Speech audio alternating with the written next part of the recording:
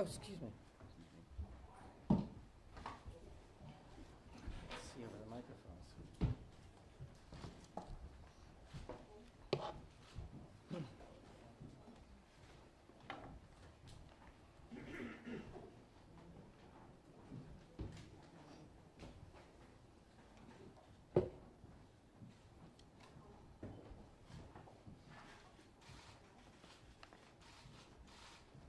You all in? Thank you.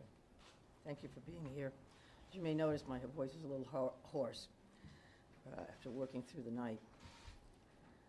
As you all know, last night, locals, county, state, and federal law enforcement officers from around the state of Maine responded to reports of an active shooter at several locations in Lewiston, including Sparetime Recreation and Schemengees Bar and Grill. These law enforcement officers, in the face of danger, responded swiftly, selflessly, and with great bravery. Bravery that they continue to demonstrate today as they search tirelessly for a person of interest in connection with last night's events. On behalf of all Maine people, I express my deep gratitude for your response and for your continued service. I also do so for Maine's hospitals and other medical emergency responders.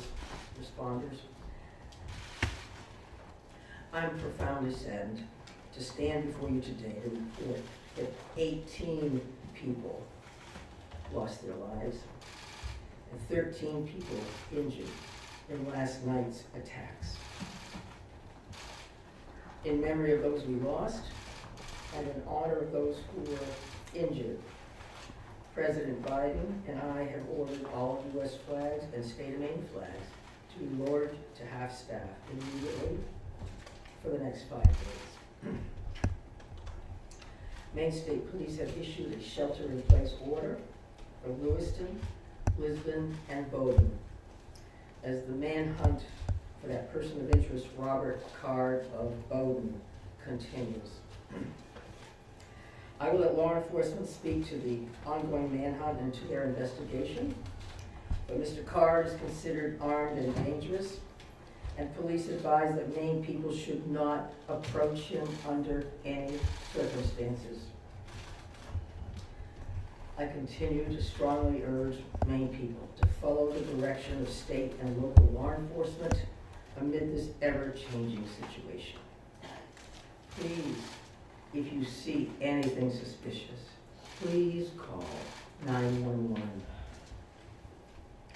There are still many things we don't yet know about these attacks, but the full weight of my administration is behind law enforcement's efforts to capture the person of interest, Robert Card, to hold whoever is responsible for this atrocity accountable under the full force of state and federal law, and to seek full justice for the victims and their families. We cannot and we will not rest in this endeavor.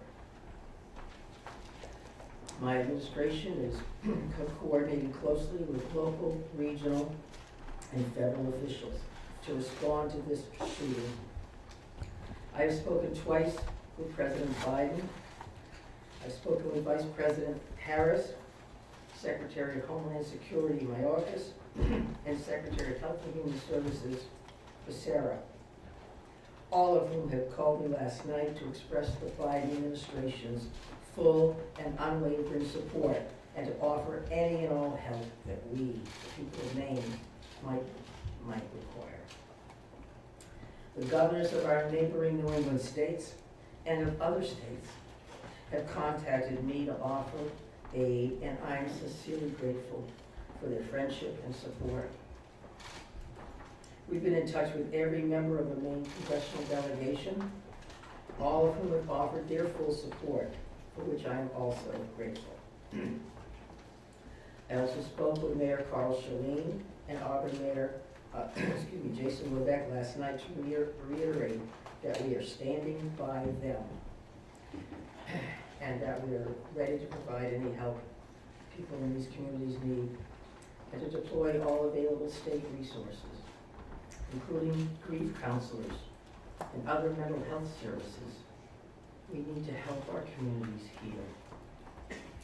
If you or a person you love needs someone to talk to during this difficult time, please call or text 988 for free and confidential counseling. 988. Look, Lewiston is a special place. It's a close-knit community with a long history of hard work, of persistence, of faith, of opening its big heart to people everywhere. Lewiston is where I worked for years. It's where I met and married my husband, and where our girls went to school. I love this place just as I love the whole state with my entire heart.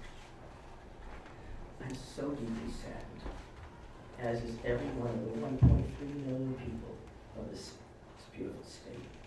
This city did not deserve this terrible assault on its citizens, on its peace of mind, on its sense of security. No city does, no state, no people. No words can truly or fully measure the grief of many people today. Our small state of just 1.3 million people has long been known as one of the safest states in the nation. This attack strikes at the very heart of who we are and the values we hold dear for this precious place we call home. All Maine people are sharing the sorrow of the families who lost loved ones last night. Loved ones, normal people who were killed or injured while unwinding from a day of work or while spending time with their family and friends, socializing. So on behalf of the 1.3 million people of the whole state of Maine, I hold these families and this city in my heart today. I know that the people of Lewiston are enduring immeasurable pain. I wish I could take that pain off your hearts, off your shoulders, but I promise you this, we will all help you carry that grief. I ask many people to join me in offering our comfort to the families and friends who have lost someone, and in offering our prayers for swift recovery for those who are healing in Maine's hospitals today. This is a dark day for Maine. I know it's hard for us to think about healing when our hearts are broken. But I want every person in Maine to know that we will heal together. We are strong, we are resilient, we are a very caring people. In the days and weeks ahead, we will need to lean on those qualities more than ever before. As we move forward, struggling as we may, let us wrap our arms around one another, offer comfort and solace and love. I know the Maine State Police will continue to release information to the public as we confirm it, and information about any steps that the public might take to support the people of Lewiston at this time. May God bless the people of Lewiston and bless the memories of those we've lost. Thank you. I'm going to turn it over to Mr. Sasha. Thank you very much, Governor. We certainly appreciate your support. The city of Lewiston does, the state of Maine, and certainly our first responders. We feel that love every day, and thank you very much for that. I would also say that we want to say thank you to a really large number of other elected officials across our state, whether that's the federal delegation, local elected officials, and many others that are part of organizations or law enforcement agencies that truly wanted to join us today at this particular press event and wanted to speak on behalf of their communities. And as the governor had mentioned, and everybody else will reiterate, our reality for today is that this suspect is still at large. And we want to provide community support for the victims, for the families, in the communities across the state. But we also have an incredibly strong laser-like focus on bringing this suspect into custody and ultimately to justice. So because of that mission for this particular event and today's activities, we're keeping the list of speakers and the agenda pretty tight. And that will include, next up at the podium would be Chief Dave St. Pierre for the city of Lewiston. And some other members of his command staff are present. What I will say to the city of Lewiston, and you know this because you feel it every day, but you're lucky to have a chief like Chief St. Pierre and his entire law enforcement agency. From every level, those officers put their heart and their soul on the line on behalf of their community last night and into today. And they're doing it for the right reasons. They do it because they care. So the city of Lewiston and truly our co-responder family across the state of Maine is lucky to have Dave and his team in the mix with us. And we're also going to hear from Colonel William Ross from the Maine State Police.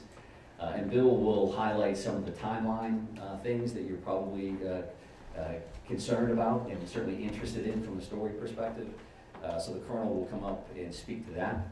And we'll also have Jody Cohen. And Jody is the special agent in charge for the FBI out of the Boston field office. And Jody will highlight some of those federal partnerships and some of the things that our federal partners are bringing to the table, bringing to bear to help us with this investigation. We also have a bunch of people here. Once you start naming people, you're going to have a problem because you're going to forget somebody or screw something up. But I would also tell you that a couple of our other federal partners are here. Kevin Neal, who's the U.S. Marshal for the District of Maine. We also have James Ferguson, and Jim is the special agent in charge from the ATF for the Boston Field Division. They are heavily invested with staff along with the FBI, and we can't thank them enough for all that they're doing on behalf of our state. I would also tell you that we are going to close with a brief Q&A, and we're going to try to get some of those questions out there. We appreciate your time, your patience, your professionalism, your partnership in getting this information out. I would think that those questions are going to be brief, because again, we do have a suspect at large, and while you can help us with that, we also need to get back to our team to push forward on that. So with that in mind, I will be back up to the podium to kind of steer that a little bit. But for starters, I would like Chief St. Pierre to join. Thank you, Director Sawchuk, and welcome media partners, and thank you, Governor Mills, for those kind words. I'm going to keep this short. What I would like the very most is to express our deepest sympathies to the families and friends of the victims of this heinous crime. This is truly a tragedy that goes beyond comprehension. I'm confident in our community, that our community has and will continue to come together throughout this endeavor to bring this to a successful conclusion. Although difficult, I do ask the public to continue to be mindful of their own personal safety and also that they be patient with the process as much as possible. There is extensive work and attention to detail that goes into such a large-scale investigation. I'm confident in the expertise and professionalism of our investigators and all law enforcement officials that are currently involved. This is an all-hands-on-deck approach. We have a great deal of collaboration and resources that have been made available to us. There are far too many to name individually, but I think Director Sawchuk named quite a few appropriately. There are far too many, as I stated, but they are all appreciated more than you know. I want to thank all of our brave men and women of the Lewiston Police Department, Fire Department staff, medical personnel, first responders of any kind that came from far and wide and have come together and continue to work tirelessly in bringing the situation to an end. We hope to locate and hold the person accountable. I think you'll hear next from the state police, who is taking the lead in this investigation. Although that we are working hand in hand with them, I think Colonel Ross will be able to fill you in on a little bit more.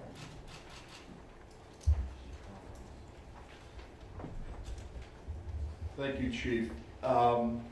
First and foremost, this is an ongoing homicide investigation in search for the person that is responsible for it. We're in the early stages of this investigation, and I just want to let you know we will have updates. We'll be putting some type of a schedule out later on. But again, early stages of a homicide investigation, we want to be careful that we're doing things correctly. We don't want to get ahead of ourselves. I'm going to give you a bit of a timeline here to kind of fill in some of the blanks and give you some of the facts as we know them right now. A lot of this information will then be transferred to the Attorney General's office, as they will be the lead prosecutor, again, in any homicide investigation. Last night, October 25th at approximately 6:56 p.m., the Auburn Communications Center received a 911 call of a male shooting in Just-in-Time, or the Sparetime Recreation Center in the town of Lewiston, located at 24 Mollison Way in Lewiston. Shortly after that, at about 7:08 p.m., the Communications Center received multiple 911 calls about an active shooter inside of a Schemengees Billiards at 553 Lincoln Street in the town of Lewiston. A large law enforcement response from multiple surrounding agencies assisted the Lewiston Police Department in trying to identify who this individual was and what was happening. As you can imagine, this was a very fast-paced, fast-moving, very fluid scene, very dangerous scene that these guys and girls are going into. 18 people are now deceased at this time. The victims at the Just-in-Time establishment, 7 people are deceased there, 1 female and 6 males, all from an apparent gunshot wound. Victims at the Schemengees Billiards, 8 are deceased. 7 males inside the establishment, 1 male outside of the establishment. Again, also apparent gunshot wounds. Multiple people were transferred to area hospitals, Central Maine Medical Center, St. Mary's, and Maine Medical Center. 3 people that were transferred to those hospitals are deceased, for a total of 18 people deceased at this time.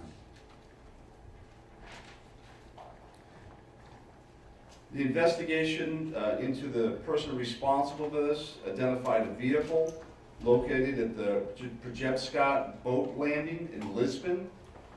That person, through the registration of that vehicle, was identified, as been stated earlier, as a Robert Card, born in 1983. Several of the deceased have been identified, and their families, next of kin, have been notified. Approximately 8 people at this point have been identified. 10 people, 10 of these victims, still need to be identified at this time. Currently, there is an arrest warrant for 8 counts of murder for Mr. Card.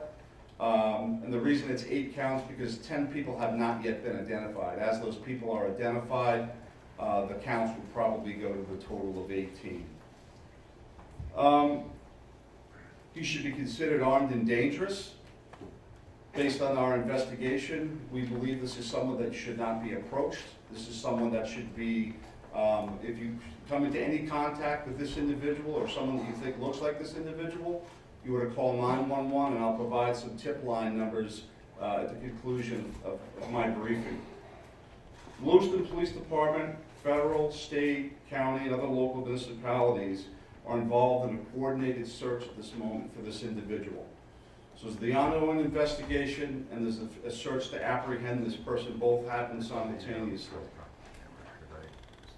I can't stress this enough. This is an ongoing investigation in the early stages. More information will come out in conjunction with the Attorney General's office as the lead prosecutor. We can't share all of our information right now, and I'm sure you understand that. I'm going to give out 2 numbers that go to a tip line. 911 is also appropriate for this, but if anyone can call these 2 numbers, this would go to the state police tip line. Area code 207-213-9526, 207-509-9002. And we'll be sending something out later that has that information in it if you weren't able to grab that now.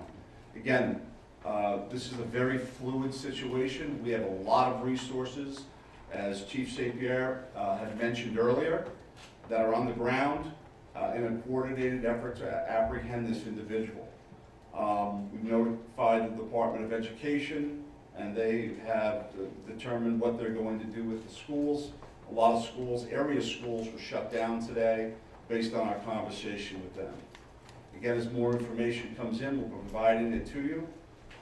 Thank you for your time. This is a very difficult time for, I think, the community of Lewiston, difficult time for obviously the victims' families, and it's a tough time for law enforcement. It was a rough night last night, but we're committed to bringing whoever's responsible this to justice.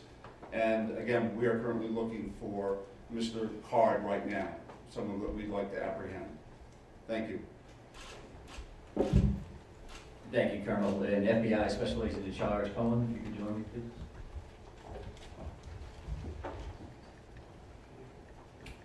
Thank you. My name is Jody Cohen. I'm the Special Agent in charge of FBI Boston Division, which covers the state of Maine. Our hearts go out to everyone who was impacted as a result of the senseless violence. The FBI is working hand in hand with our law enforcement partners. Our evidence response team is here processing very extensive scenes. We are providing investigative and tactical support, as well as our victim specialists are working with those affected by this tragedy. As this very active investigations continues to unfold, we're asking the public to stay vigilant and come forward with any information that you might have that you feel is helpful to our investigators. My pledge is that the FBI will carry out this investigative case with rigor. We will work day and night alongside our law enforcement partners to get the answers to the questions this community deserves. We thank the public for your continued cooperation and patience as we continue to work this very active investigation. Thank you.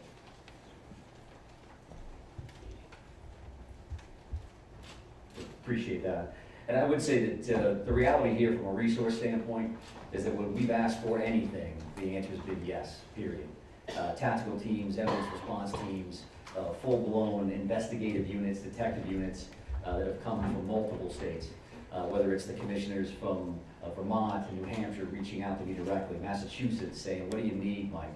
What can we do for the state of Maine? So we are now prepared to try to take a few questions.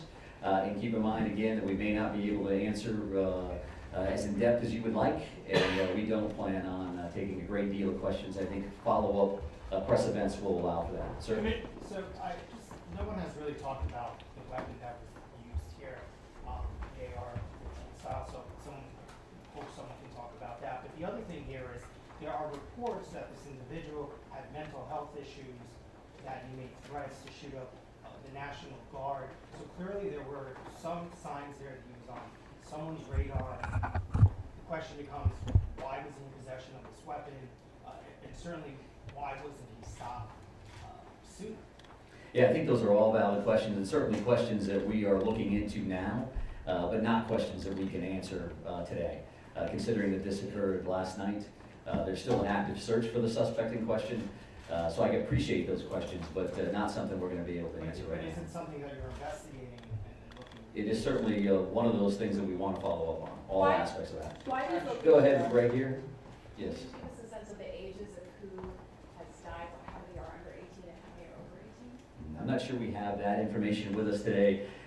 We wanted to break it down by gender because that's something we had readily available. We did not break this down into age ranges at all. Sir, what can you tell us? What can you tell us about the background of the suspect in this case, or I should say the person of interest, because I noticed the language is very clear. You're saying person of interest, not suspect. So why use that terminology, and what can you tell us about his background? Yeah, I think we used person of interest last night for half of the room that was here for that press event. As the Colonel had mentioned, there is now arrest warrants for murder for this particular individual, Mr. Card. So he is viewed as a suspect, and there is a full court press by all of our partners to bring him into custody. What was the second piece of that question? What can you tell us about his background? Someone had asked a second ago about the idea that he had voiced concerns about his own mental health, right? Had been committed, according to language in a police bulletin, to a mental health facility for weeks. how could someone that fits that profile still be in possession of semi-automatic weapons?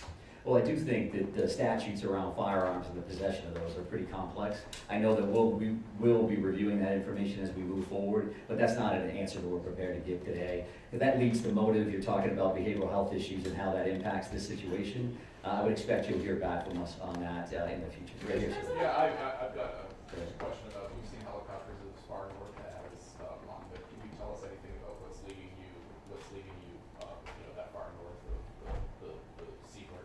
Yeah, sure. So we have law enforcement assets that are deployed over a number of communities, doing follow-ups on a number of different things. So as you can imagine, there's a great deal of search warrants that we're following up on. We do have partners, that helicopters from the New Hampshire State Police. That copter was here last night to assist us as well. So whether we have tactical elements out or we're searching an area, some of those air assets would be very, very valuable for us. So that's what they're doing. We're not going to speak to what brings us to a specific community one way or the other. Yes, ma'am. Right here. Identify the unidentified victims.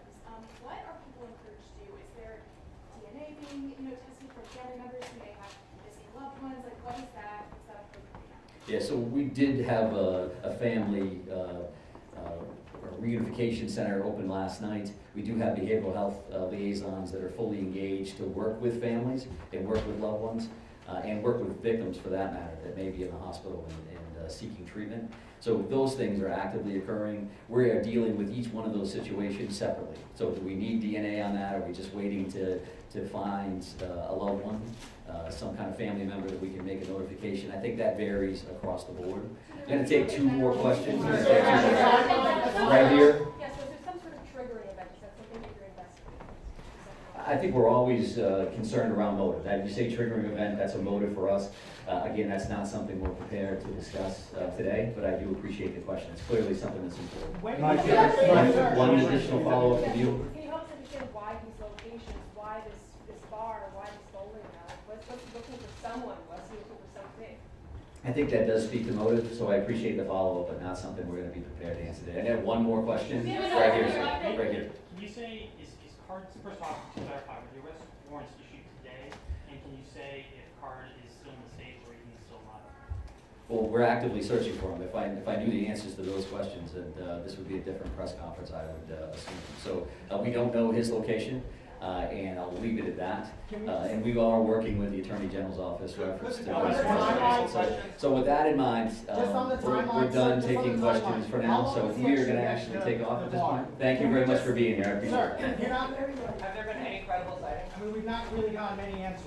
So Thank you.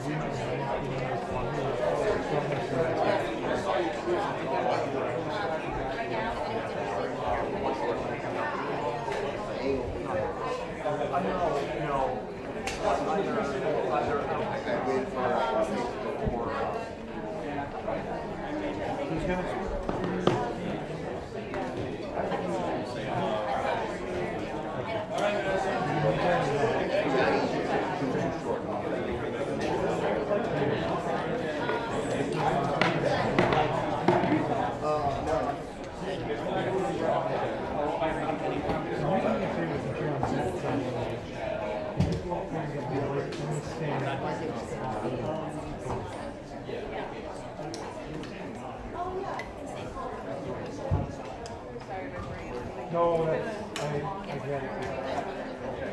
get it.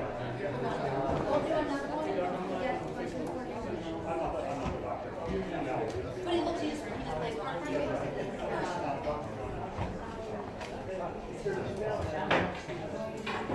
Not guaranteed. I'm not guaranteed.